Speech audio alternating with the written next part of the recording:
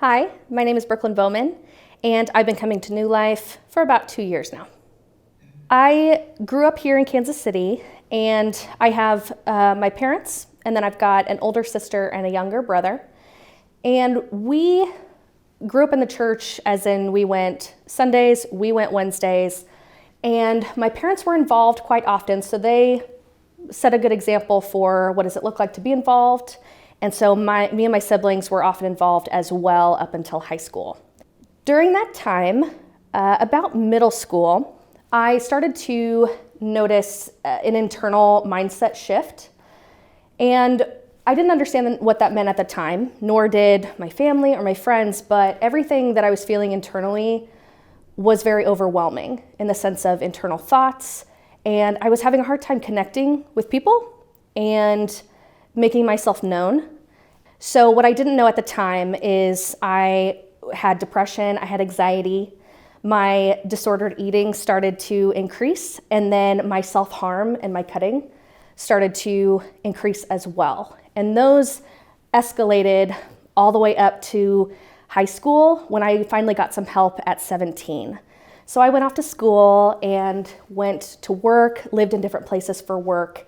And when it comes to my resume, I was very proud of all the things that I've done. When I talk about the places I've been, the experiences that I've had, the promotions within those experiences, that all made me feel like I had value. And people would be excited to hear of those things. But I will say that no matter where I was or what I was doing in any of those places, doing any of those things, I still could not get past who I believed I was internally. And I felt like the mask that I wore was at this point in life impossible to take down. I audibly spoke to God and I said, I can't feel you, I can't see you, I can't hear you, where are you? And I told him that, yes, I believe in you, but you're not for me. And I ended that conversation and walked away. 2019 was the worst and hardest year of my life.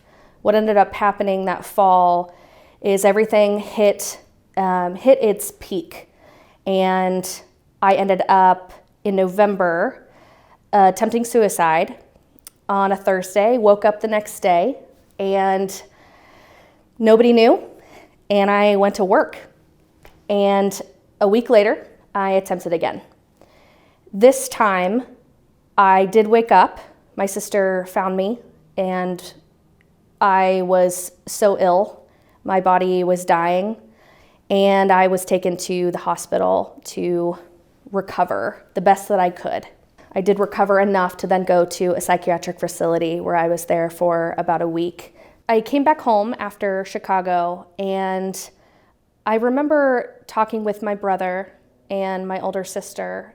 And my brother, we were talking about reacclimating to work, jobs, life, how do we move forward from this? And he told me, you're alive, Brooke, and that means something. That means something.